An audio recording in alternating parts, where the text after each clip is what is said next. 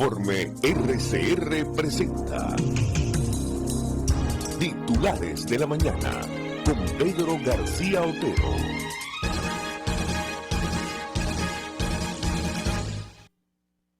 Muy buenos días, 6:23 minutos del 17 de mayo de 2022. Hay 23 grados en el Valle de Caracas. Muy nublado el día, amanece muy nublado, luego el sol. Esta es la época, el mes del año en el que pega el sol más perpendicularmente sobre Venezuela. Mayo y septiembre son los 2 meses en los que pega más perpendicularmente el sol sobre Venezuela y bueno, el calor arrecia. Informaciones del día. Las informaciones del día arrancan por el comunicado de la plataforma unitaria sobre las últimas decisiones para avanzar en el cambio político y detener el sufrimiento de millones de venezolanos. Aparentemente, la plataforma unitaria ha logrado llegar a un acuerdo para refundarla como instancia amplia e inclusiva, que cuenta con un reglamento de funcionamiento con reglas de juego muy claras y áreas de trabajo concretas.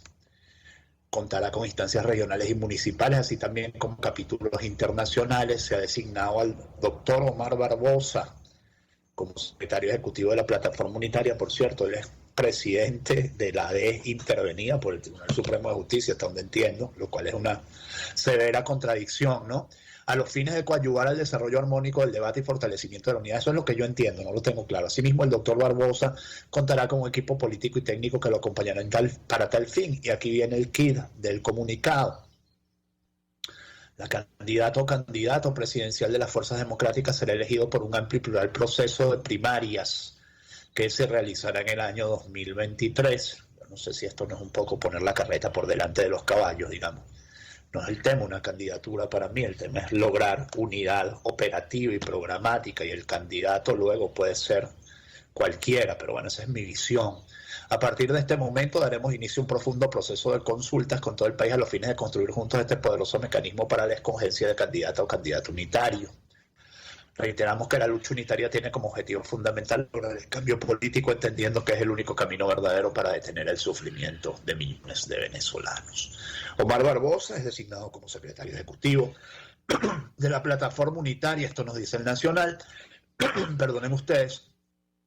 Diversos dirigentes de la organización comentaron bajo anonimato que la elección de su secretario ejecutivo era una deuda pendiente desde el año pasado. El diputado de la Asamblea Nacional electo en 2015, Omar Barbosa, es el nuevo secretario ejecutivo de la plataforma unitaria, designado por representantes de las principales organizaciones políticas que integran la oposición venezolana. Con el nombramiento de Omar Barbosa como secretario ejecutivo de la plataforma unitaria, el sector opositor se reagrupa para relanzarse de cara a las elecciones presidenciales de 2024. Según la dirigencia, algunos líderes de movimientos opositores han cuestionado el presunto predominio de 4 partidos sobre el resto en decisiones pasadas. En este encuentro participaron Leopoldo López por Voluntad Popular, Julio Borges por Primero Justicia, Luis Aquiles Moreno por Acción Democrática, Roberto Enríquez por COPEI, Delsa Solórzano de Encuentro Ciudadano, aquí le ponen Delsi, genios, y Viallo Pirelli de Convergencia, Pilieri, señores. Poquito de por favor, esto según lo reseñado por Tal Cual. Y Enrique Márquez, en las declaraciones que trajeron más controversia durante la jornada de ayer, supeditó el voto de los venezolanos en el exterior a un acuerdo político. Luego matizó sus declaraciones, que ciertamente estaban muy matizadas en la fuente original, pero bueno, ahí quedó digamos, la incomodidad de la gente en las redes sociales. El vicepresidente del Consejo Nacional Electoral, Enrique Márquez, supeditó el derecho a votar de los venezolanos en el exterior a que haya un acuerdo político entre el régimen de Nicolás Maduro y la oposición venezolana. A pesar de que el artículo 64 de la Constitución establece que son electores o electoras todos los venezolanos y venezolanas que hayan cumplido o cumplida 18 o 18 años de edad o de edad y que no estén sujetos o sujetas, que estoy echando broma, ¿no?, a interdicción o interdicción a civil o inhabilitación política, esas tonterías del lenguaje inclusivo. El rector afirmó que sin acuerdo político el CNE no abordará el tema del voto en el extranjero, y eso sí es verdad que ahí no había caída, lo dijo así clarito. Lo que el CNE discute y procesa tiene mucho que ver con los acuerdos políticos que va construyendo la clase política del país. El CNE no escapa a la realidad del país y ahí hay elementos de la política nacional que deben considerarse, afirmó Márquez en una entrevista con el portal Crónica.1. El funcionario explicó que si bien han debatido informalmente el tema, nunca ha llegado al directorio del CNE. Enrique Márquez admitió que para el cumplimiento de la ley no hace falta un acuerdo político, por lo que consideró que el CNE debería tomar la iniciativa para ir corrigiendo los elementos que tiene que corregir, que está demostrando que violan los derechos de los ciudadanos. En tal sentido, planteó que se debería facilitar el ejercicio del voto para el ciudadano donde se encuentre, para lo cual propuso abrir tantos centros como sean necesarios, más allá de los centros consulares. Yo sí estoy de acuerdo con que se elimine ese requisito de la residencia legal. ¿Por qué? Porque el único requisito que se le pide al venezolano dentro de su país es la cédula. Debería ser igualito con el que está afuera, sostuvo. Y eso de que estén legales se lo inventó el chavismo porque sabe que en la calle pierde, o sea, con el voto en el extranjero pierde peor de lo que pierde solo con el voto nacional, ¿no? El voto en el extranjero debe estar 90-10 en contra del chavismo. Y la noticia del día, sin duda, aunque surgió anoche, bien tarde, casi a las 10 de la noche, fue el anuncio, y curiosamente varios medios le dicen así, entre ellos el que yo elegí, pero también RT, y no es un detalle menor, RT es Russia Today, Rusia Hoy, porque Maduro ha destituido a Félix Plasencia, quien duró muy poquito en ese cargo, y nombró como nuevo canciller al embajador en Rusia. Y el uso de la palabra destitución por parte de Russia Today no es, no es para menospreciar o no es para no tomar en cuenta. Nicolás Maduro anunció este lunes, nuevos cambios en su gabinete ministerial durante una reunión con el Consejo de Vicepresidentes y al alto mando político del régimen chavista. Tras apenas 9 meses como canciller, Maduro destituyó a Félix Plasencia de fuerte vínculo con Delcy Rodríguez, asegurando que se ocupará de nuevas responsabilidades. En su lugar nombró como nuevo ministro de Relaciones Exteriores a Carlos Faría, actual embajador de Venezuela ante la Federación Rusa. O sea, el nuevo canciller venezolano es el embajador de Venezuela en Rusia. Y eso, en este momento, en el que, como vamos a ver cuando veamos la parte internacional, cada vez son más fuertes las voces que afirman que Rusia no solo es que no está ganando la guerra en Ucrania, sino que la está perdiendo por todo el cañón y que puede terminar incluso en una retirada indecorosa. Bueno, no es un detalle menor. Y te habla de cómo están las fuerzas y las influencias dentro del chavismo, ¿no? El fracaso del acercamiento hacia Estados Unidos, por un lado, digamos que arrancó y se detuvo, y por el otro, el fracaso también, porque ya es un fracaso de Rusia en Ucrania, se conjugan y terminan en la designación de canciller del que era embajador en Rusia. Bueno, ahí hay todo un mensaje político para el que lo quiera leer. Sigo leyendo la nota de Monitoreamos. Además, hubo otros cambios ministeriales. Francisco Torrealba sale de la Asamblea Nacional, donde debe sentir que no está haciendo un carrizo, seguramente, normal. Hipólito Abreu, ya plenamente integrado al juego de la sillita del gabinete, pasa del Ministerio del Transporte al Ministerio de Industria y Producción Nacional. Yo siempre digo que el gabinete de Maduro, los gabinetes chavistas en general son como la sillita de la reina, pues están un ratito en un cargo, un ratito en otro. Ay, creo que me quedé congelado. Espero que eso, me avisas, Néstor, si es que me quedé congelado. Y finalmente, estoy congelado la imagen, entonces no, ponme una tapa, pues, mientras me descongelo.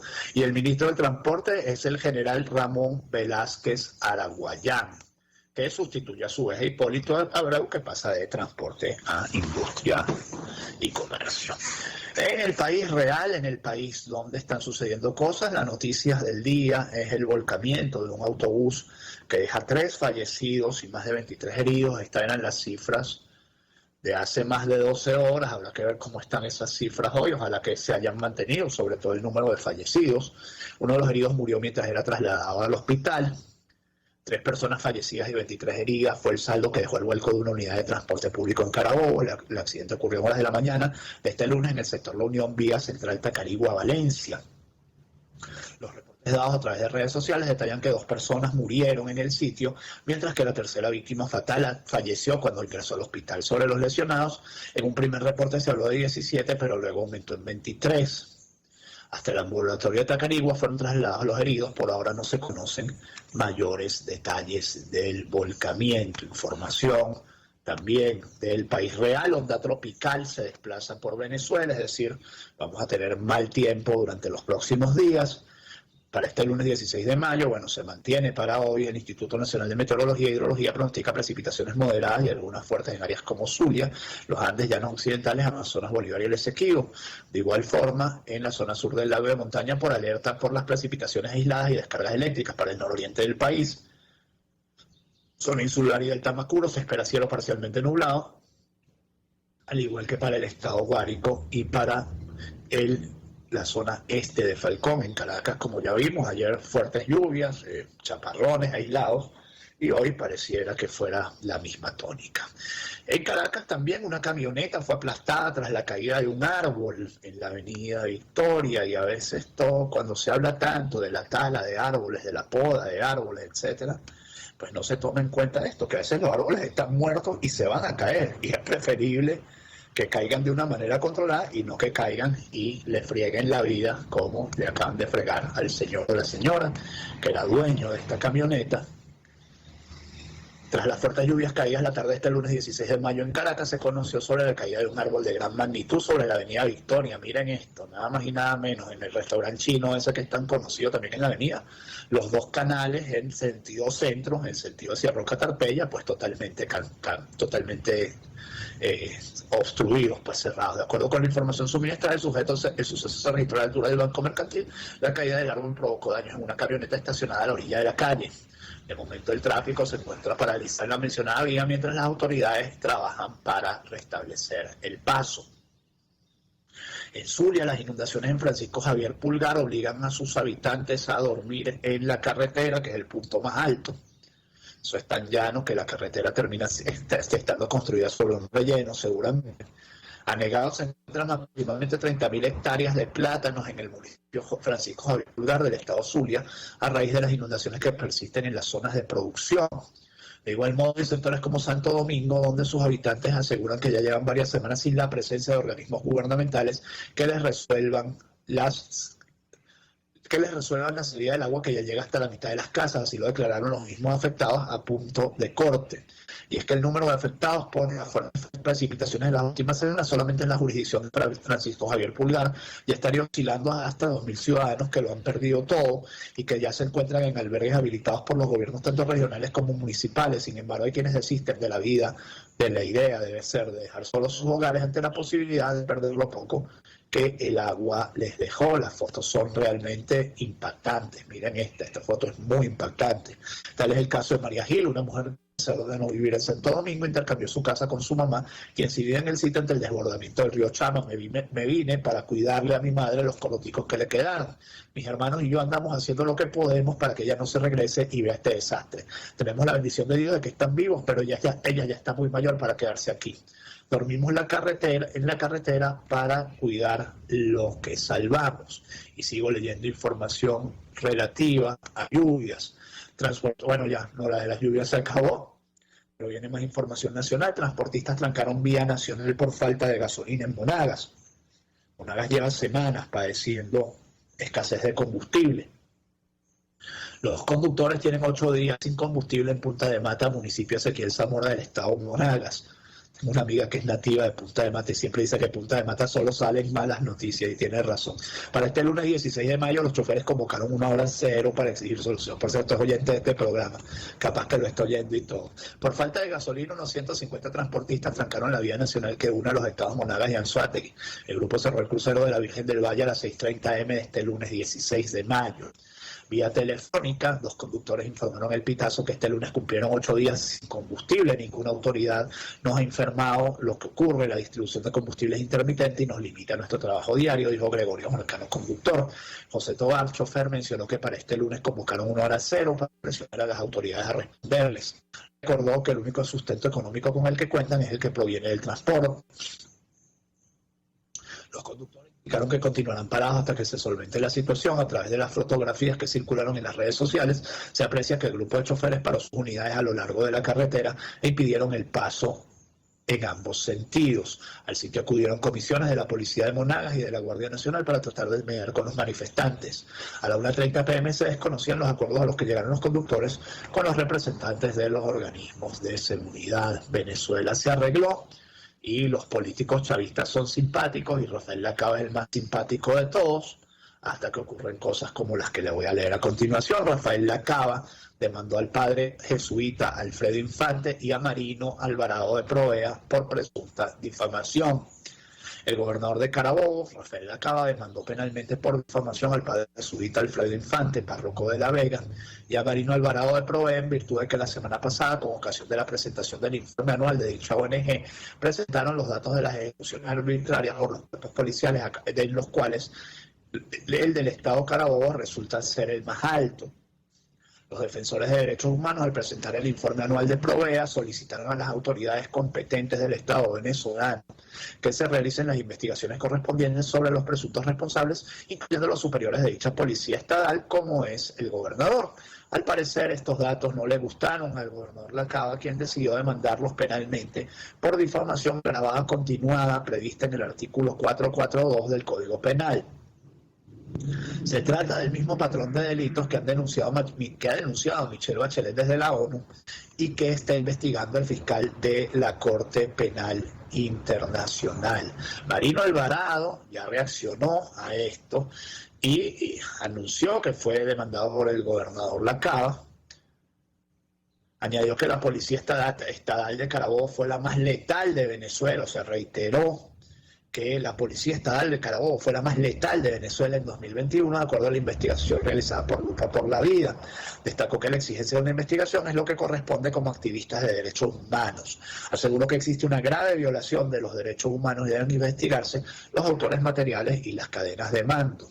Alvarado destacó que ese es el riesgo al que se enfrentan los defensores de derechos humanos. Pareciera que es una política del Estado no investigar a quienes pudieran tener la mayor responsabilidad. No estamos diciendo que el gobernador es el responsable, sino que se debe investigar su presunta responsabilidad. Recordó que ese es el papel del Ministerio Público y exhortó a la Defensoría del Pueblo para que colabore con la Fiscalía para que investiguen no solo las ejecuciones extrajudiciales de Carabobo, sino de todo el país. Y esta cifra da terror: 1.414 presuntas ejecuciones extrajudiciales ocurrieron en 2021. 1.414 presuntas ejecuciones extrajudiciales son casi que 3 ejecuciones. El término está mal usado porque nunca son ejecuciones extrajudiciales en tanto y en cuanto no hay ninguna ejecución judicial en Venezuela. La pena máxima en Venezuela son 30 años de cárcel, es decir, ninguna ejecución es judicial, no es legal, pero se les llama ejecuciones extrajudiciales. Bueno, son asesinatos en funciones de poder de quienes detentan el poder, y no se dan cuenta quienes demandan, no se dan cuenta Lacaba cuando demanda a Infante y a Marino Alvarado, que está llevando agua para el molino de la denuncia ante la Corte Penal Internacional, pues porque no solo es que no se investigan los casos de abuso policial, sino que al que pretende denunciarlos, pues lo judicializan. Vamos a ver hasta dónde avanza esto en un marco también en el que las ONG en este momento están asediadas, y están asediadas por razones como estas, porque al gobierno le molesta terriblemente el trabajo de las ONG, porque el trabajo de las ONG lo deja en la calle, como dicen ahorita, ¿no? El trabajo de Provea y del padre Alfredo Infante, pues dejaron en la calle a la policía de Carabobo, y esto le molesta el poder, y así tantas cosas. Se dice, advirtió sobre el deterioro de la institucionalidad en Venezuela en su informe 2022, La organización no gubernamental Se Dice Libertad presentó el índice de calidad institucional 2022 que evidenció un deterioro institucional debido a la pandemia por COVID-19 que afectó a América Latina en general y en particular en Venezuela, que repitió en el último lugar del ranking en la región. Siempre digo, el chavismo nos puso de últimos en todo lo bueno y de primeros en todo lo malo, ¿no?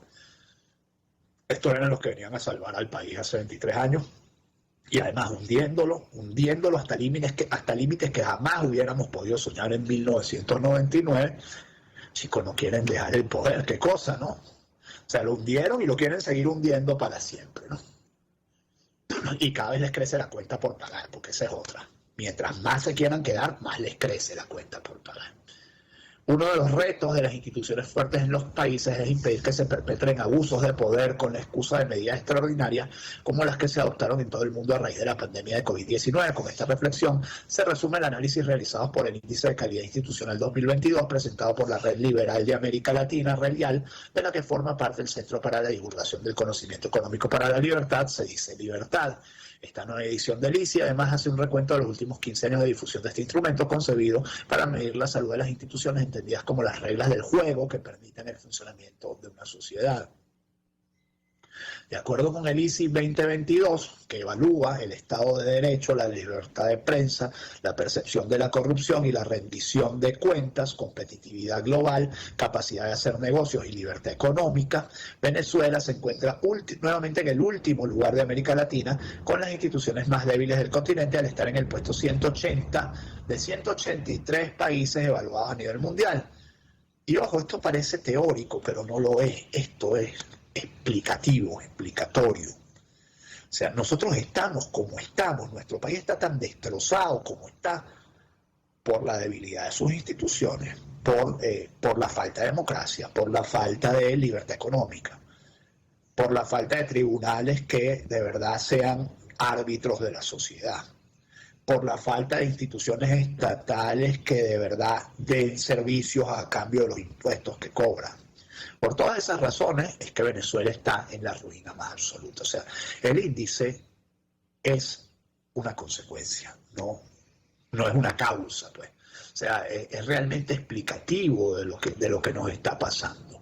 Enrique Krause, que como siempre es el vocero de esto, aunque no nos dice la nota que es Enrique Krause, sino nos dice Krause. A lo largo de estos 15 años, Venezuela estuvo siempre en la peor posición durante estos años y mucho más abajo no se puede llegar. El primer lugar de la región lo ocupó Chile, número 23 en el ranking mundial, mientras que la primera posición a nivel global le correspondió a Finlandia, un país de mucha fortaleza institucional y del que estaremos hablando ya en los próximos minutos.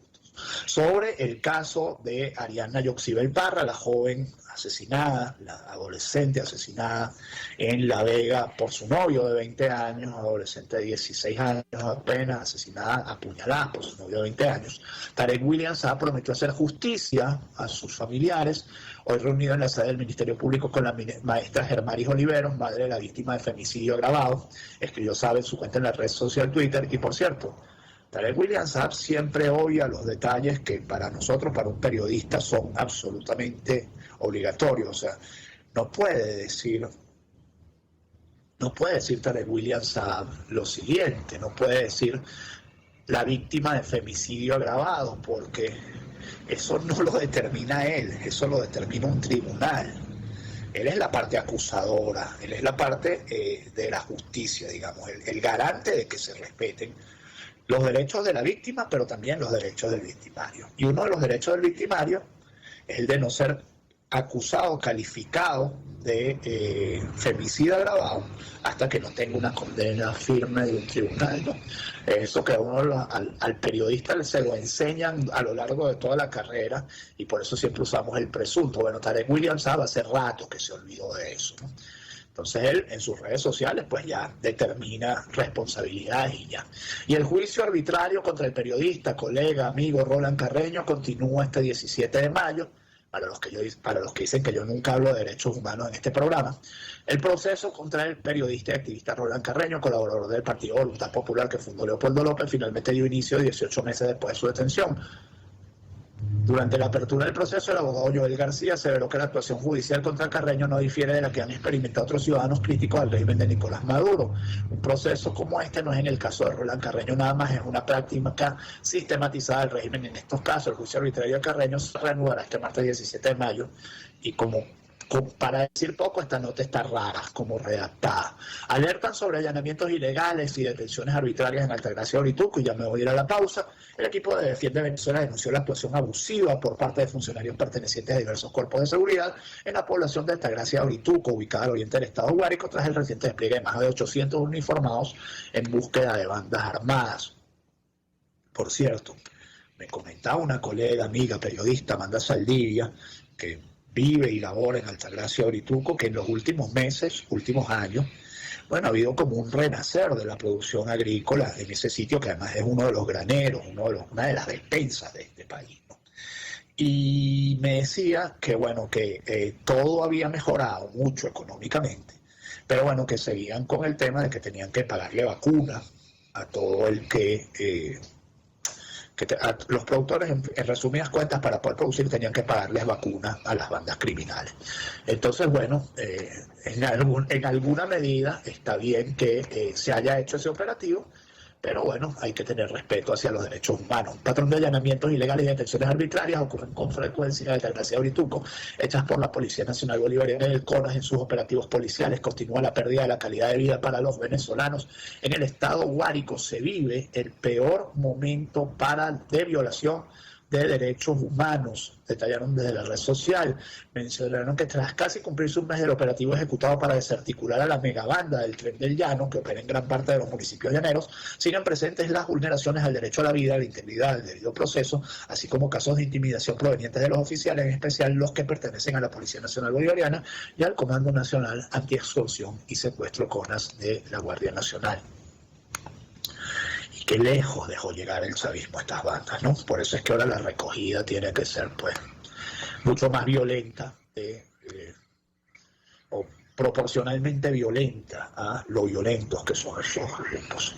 Mientras tanto, Piero Marún, diputado de la Asamblea Nacional, electo en 2015, ha denunciado al gobernador de Monagas, Ernesto Luna, por tráfico de influencias, por presuntamente ostentar su poder para conseguir concesión de una radio FM y una televisora de señal abierta, que solicitó un representante de la dirección estatal del Partido Socialista Unido de Venezuela. Dice Piero Marún, así lo aprendió de Yelitza, en lugar de ocuparse de los problemas de Monagas, abusa de su poder atentando contra la ley contra la corrupción, artículo 73 del delito de tráfico de influencias, pidiendo permisos para abrir un medio de comunicación, mientras el caos aumenta. No les basta con controlar estaciones de servicio, ya hablábamos del tema de la gasolina en Monagas, instituciones, para ahora hacerlo con los medios de comunicación, afanados en seguir vendiendo mentiras de cambio que ni ellos creen.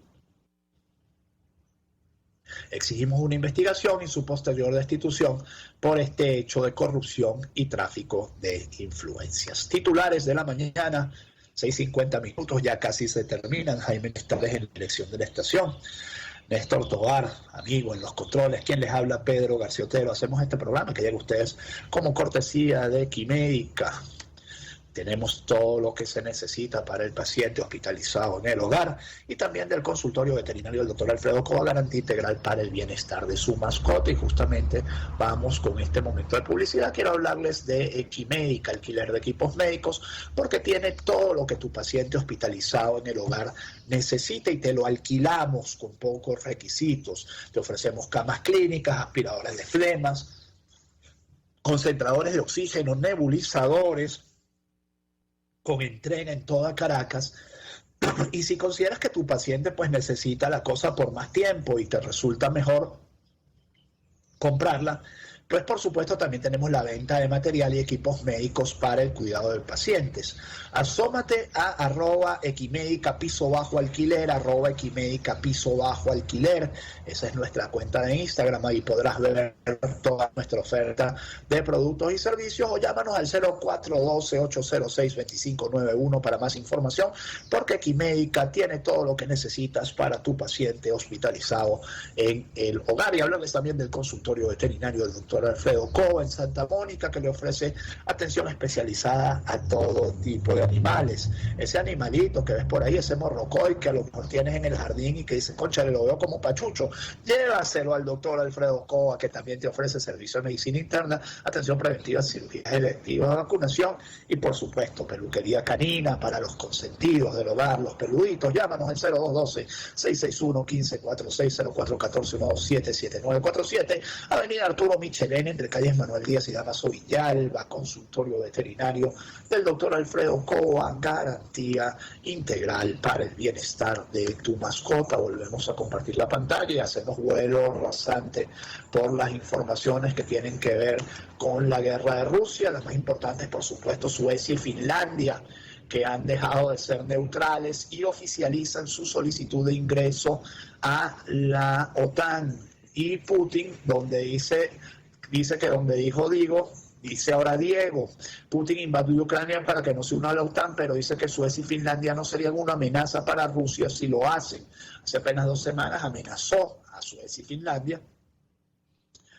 Creo que la amenaza rusa, en gran medida en este momento, y visto lo que se está viendo en Rusia, ha dejado de ser creíble. Yo les voy a recomendar un artículo que monté en Twitter, que es del New York Times, que habla de cómo la invasión rusa-Ucrania puede terminar en un fracaso completo, en un fracaso, digamos, o sea, en una retirada deshonrosa. Es un artículo del New York Times escrito por un analista militar, muy brillante el artículo, que hay que leer para uno enterarse de cómo está esa guerra. La postura del jefe del Kremlin se conoce después de más, justamente dice, después de más de 2 meses y medio de derrotas en el país vecino, donde pretendía una victoria rápida y debió retroceder en regiones claves. Por cierto, una buena noticia, si hay buenas noticias posibles en una guerra, es que Rusia y Ucrania se pusieron de acuerdo para la evacuación de Azovstal en Mariupol y aparentemente han salido los últimos 250 combatientes ucranianos de esa acería asediada. Zelensky, mientras tanto, destituyó al jefe de Fuerzas de Defensa Territorial de Ucrania y les confieso que no hay análisis sobre esta destitución. Ucrania lleva hasta este domingo 81 días de invasión y ataques lanzados por las Fuerzas Armadas de Rusia.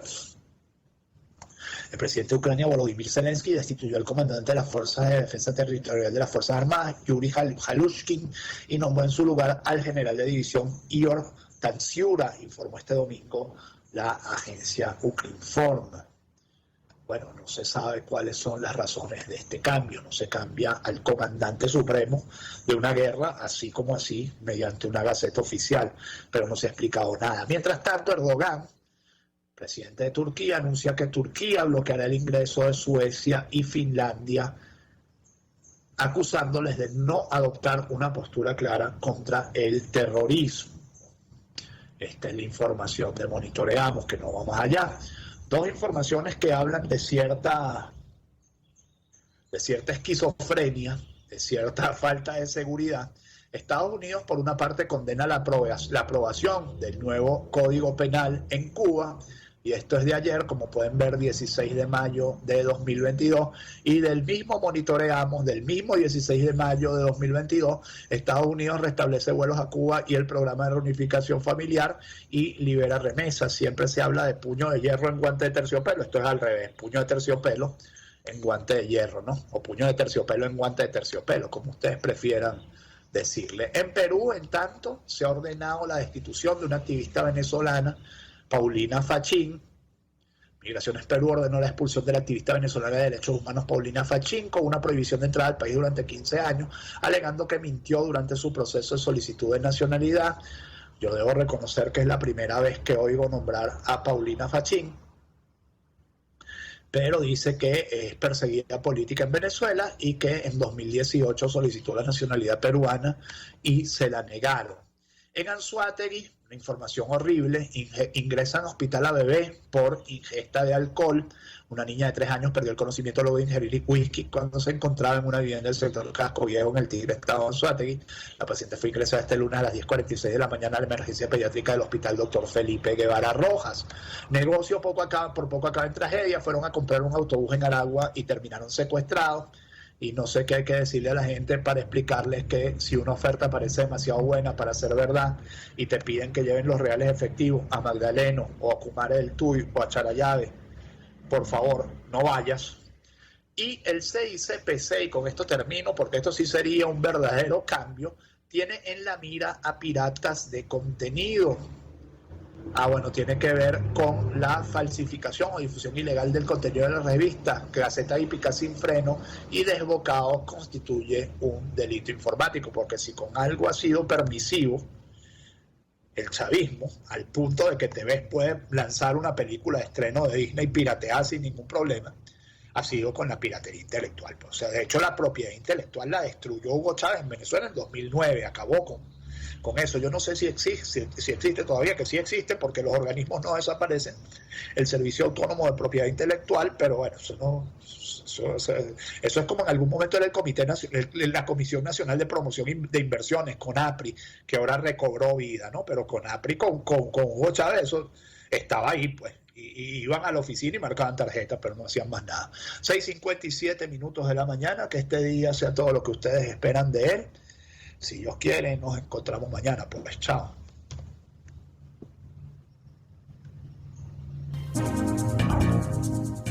Informe RCR presentó Titulares de la Mañana con Pedro García Otero.